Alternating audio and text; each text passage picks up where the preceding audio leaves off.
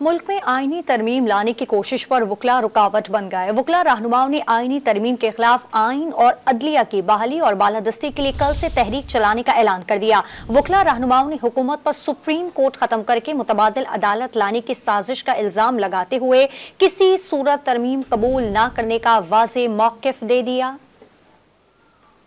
मुल्क में मुमकिना 26वीं आईनी तरमीम के खिलाफ वकला ने मुहाज कायम कर लिया। लाहौर हाई कोर्ट बार के वकला ने कल कौमी कन्वेंशन बुलाकर आइन की बहाली और बालादस्ती के लिए नई तहरीक शुरू करने का ऐलान कर दिया। ये एक तहरीक का आगाज होगा, इंशाअल्लाह कल से एक तहरीक का आगाज होगा जो इस मुल्क में एक ऐसे नकूज छोड़ेगी कि इसमें कानून रहेगा, लॉ रहेगा या गैर कानूनियत रहेगी इंशाअल्लाह। सीनियर रहनुमा हामिद खान ने अदलिया को कमजोर करने वाली कोई तरमीम किसी सूरत कबूल न करने का दो टोक मौक़िफ़ दे दिया। हम वकील अदालती निज़ाम के सबसे बड़े स्टेक होल्डर हैं।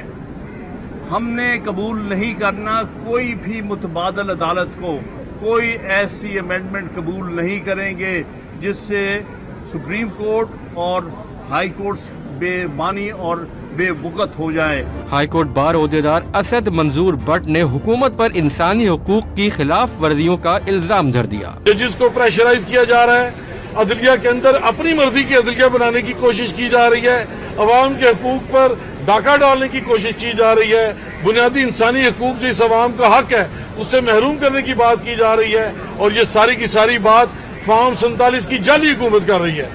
वकला रहनुमाओं ने यह भी दावा किया कि हुकूमत ओछे हथकंडों के जरिए अदलिया के अंदर अदलिया कायम करना चाहती है।